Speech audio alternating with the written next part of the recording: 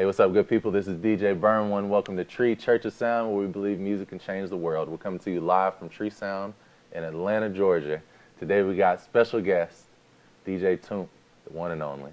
We also got special musical guest, John Williams, the flautist. We got Space G, Salim Ali, Weya, and of course the 5 Points Bakery, Go Ricki Go, Walt Live, and Adam Valena. You think I remember my own crew? Let's get it.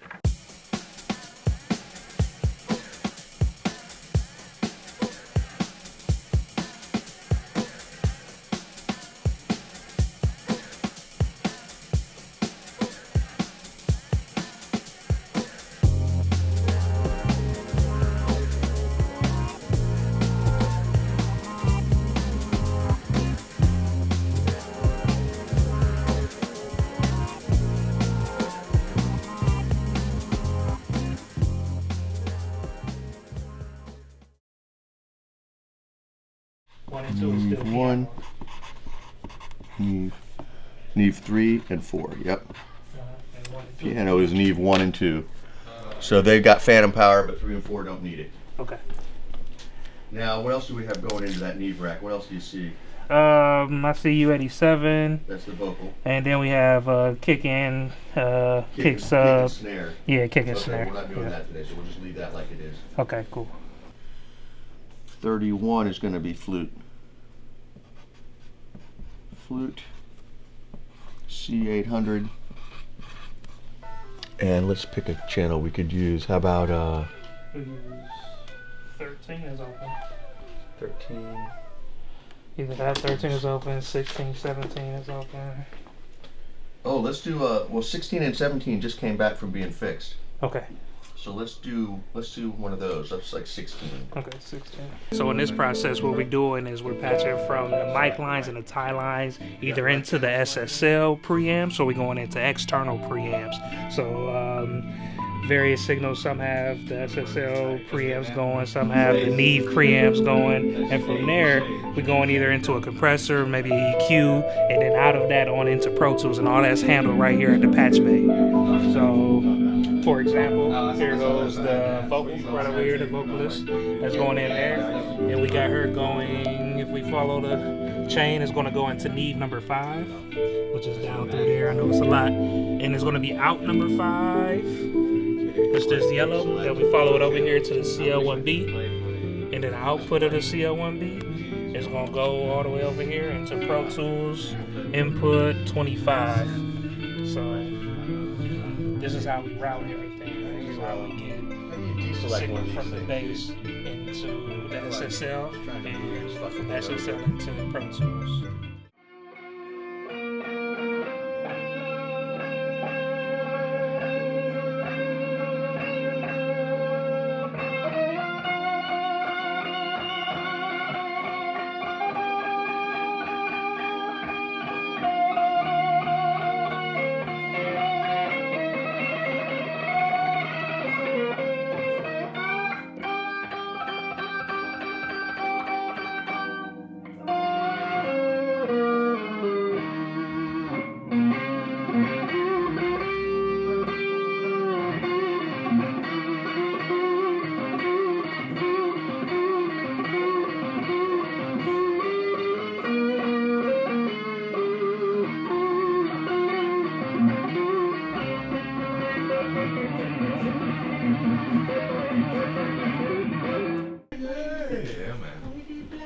Hey, question. Yes, sir. Do we have a Phantom here?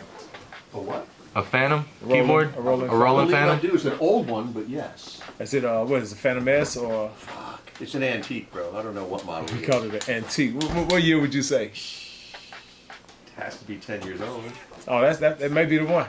Well, the concept of the show is flipping something that we made fresh. You know what I'm saying? To be like, these are the ingredients. Okay. These are the, you know what I'm saying? Kind of like the cooking show vibe. You know what I'm saying? Like, Okay, so get we're adding all something these from fresh here. ingredients. You taking it and flipping it into a beat. You know what I'm saying?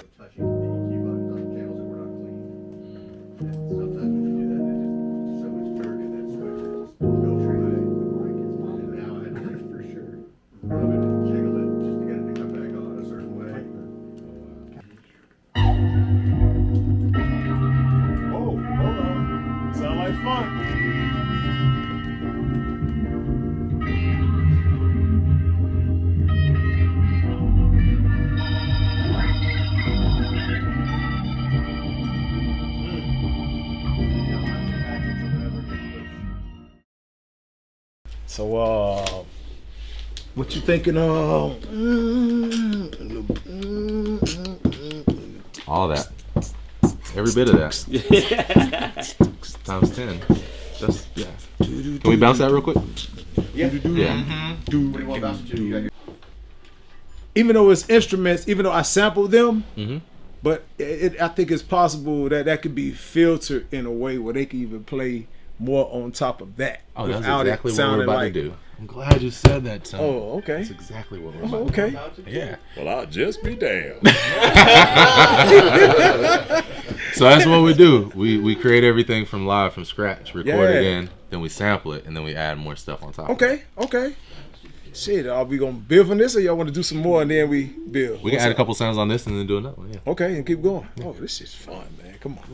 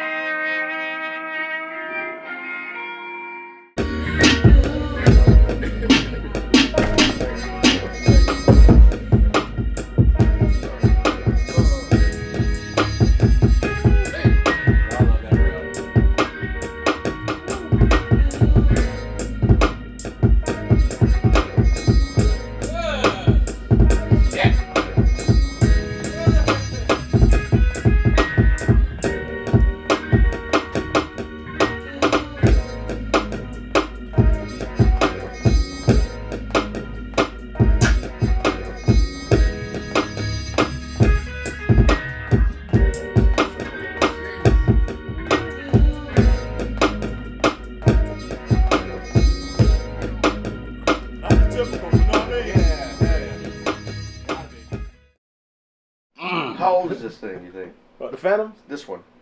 This Phantom, it might have came out right around 90, right around 2002, if I ain't mistaken. Between, because you had the Phantom Looking S, for a date. which was just a sampler. Yeah. Then they had the Phantom X. This is the X8. And see, but what it is about the Phantom though, Phantom has this thing. That I go and share it. You know, it's a thing called. Basically, everybody else, a feature that everybody was digging on the MP was called lazy chop. So while audio is coming in, you can while it's chopping right there on the spot. So you can cut your samples up as they're coming in. right there while right they're on the chopping spot. in. Yeah, Exactly. yeah, it's awesome. Nice. Yeah, same And way then you you do can edit those. right there. That's Yeah. why I had it so Yeah. quick. Yeah, like, but if I was on one of my old bitches, the ASR 10, I'd still be trying to chop each one of them up by now. Right, instead of doing it on the fly. Yeah, That's like awesome. I'll still be trying to perfect this shit. Like, that is sweet. So Right. every time you hit a key, it was recording a different part of the sample. well, it's every time you hit that sample over here. Like I could have went boom, boom, boom, boom, or boom, do, do, do, do, do, do, and it'll chop it up. But I okay. figured out 1, 2, do, do, do. You have full control. All the little chops. Yes. Then the arrangement though. That's the shit. The arrangement of all them chops. Then there's another trick on here. My Phantom need to pay us. Roland do. It's a shit called School the world. tempo sync. So it basically time stretch. No, that's why no matter what I do, it's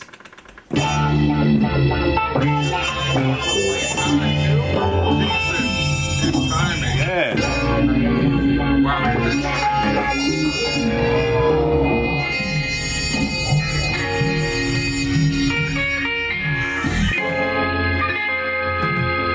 So it depends on what key you fall in love with.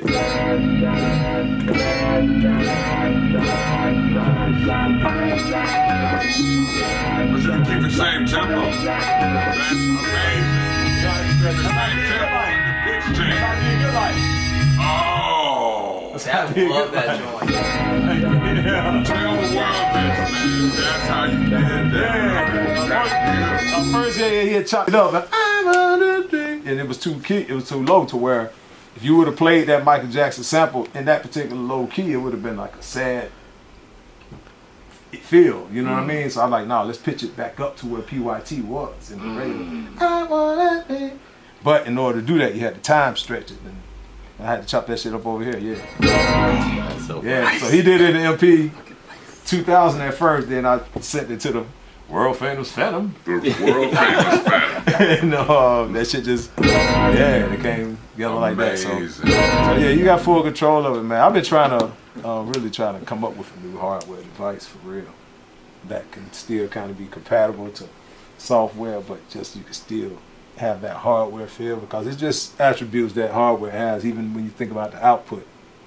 Like This every is a dog, message. every interface is really trying to duplicate what hardware gives out, as far as that warmth and that kick. You know what I mean? That's why. Roland need to reach out. Yeah. Roland need to reach out. Yeah. But basically, like, just imagine something like, you remember the Nico? Oh yeah. Oh, the touchscreen one? But imagine if Yes. Roland was to do something like that, like a smaller version with smaller circuitry, but the same concept of what they had, to where VSTs would be able to work through some shit like that. Like, that should be crazy. Let everybody Still know hardware. DJ Toomp came up with that first. DJ Toomp came up with that first. Yeah, man. So, 2003 and 4. oh yeah, Fantom? Yeah. Okay, damn. I was, But I mean, if you just want to drop it Yeah, over, yeah. if you just want to record it over there, and then we could bounce it to a little clip and then pull it in, you know? that's what I was thinking too. Oh, yeah. Recorded in the Real Pro simple. Tools, Yeah, do real your simple. usual routine. Yep. You just throw it on And then, thumb yeah, drive that or way, yeah, something. we'll have, Yeah, real simple. Let's do that. yeah, that's our reservoir. Absolutely. Perfect. I think I got it ready. Oh shit. Is that thing up? Is that it? What's that is? I don't know. Sounds like coughing or something. Did we get it in there? What sound was that?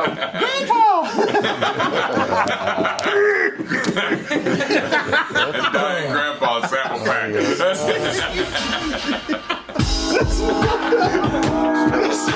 The Dang Grandpa sample pack.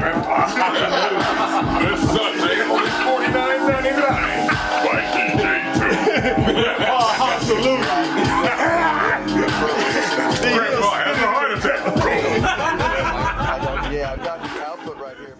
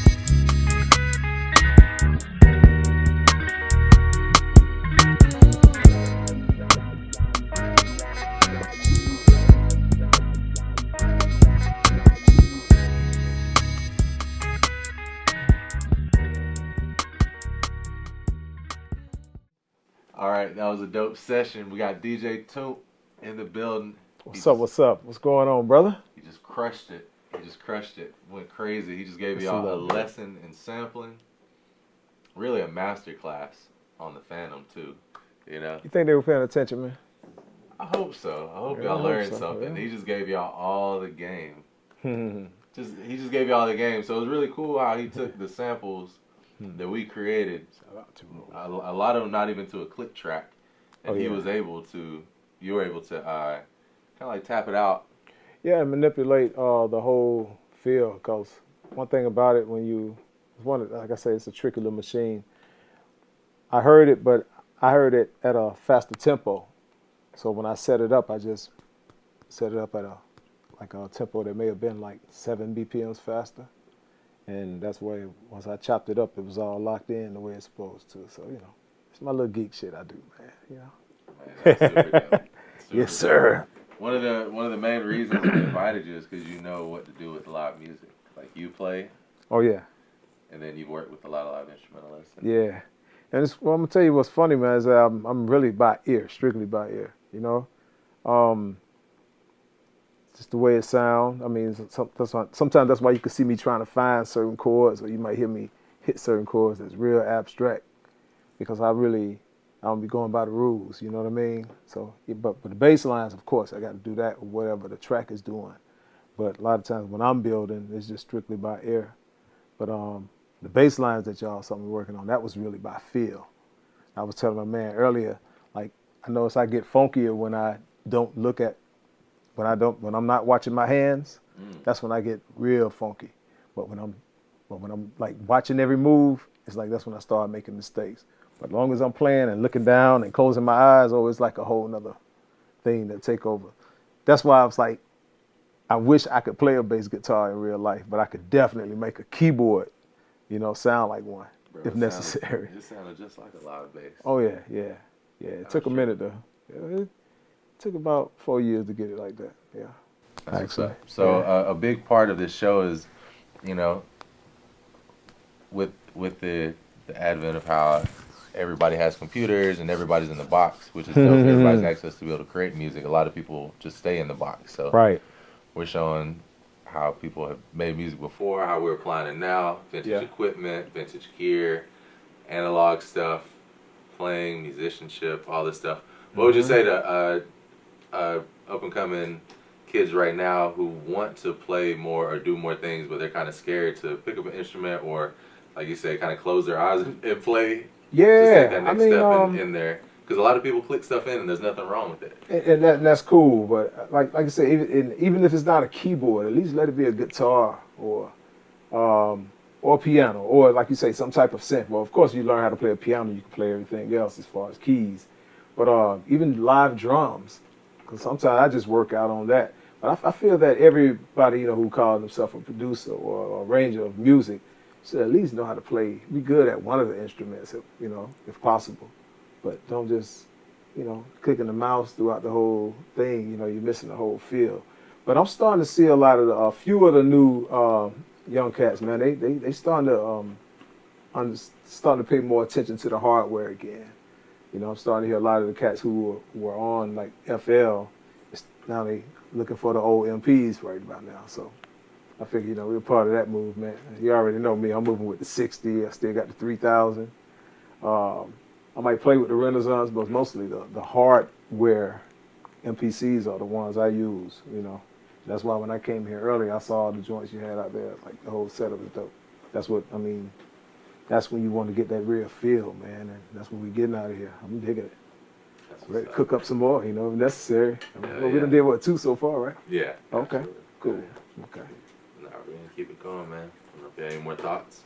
Hey, man, all I can say is really, man, y'all just keep it fun, man. There's nothing wrong with collaborating, A lot of us can get caught up into our, room by ourselves, just creating, but a lot of times, just leave some of your tracks open, Don't put drums in it all the time, Let another person put drums. Or sometimes you may start off with drums and no music. And that's why you was asking earlier, like some drum loops or whatnot. Sometimes a drum loop can just trigger some musicians off, especially if you got a whole set, like a whole band, let's say a bass lead, keys and shit, maybe violins and trumpets.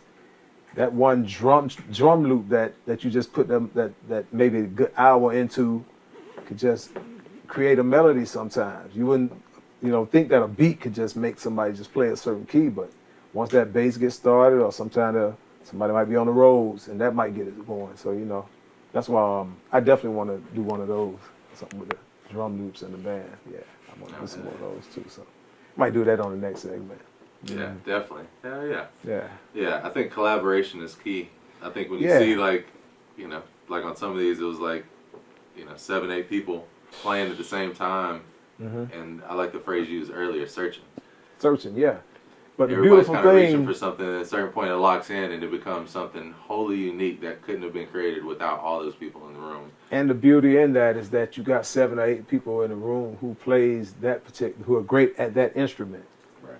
You know what I mean? You don't have 7 or 8 people trying to all be producers or at the same time. That's where the magic comes. Is each one of them are great at what they do. So you know, yeah, those are attributes. When you put all that shit together, it makes sense. You know what I mean? So yeah.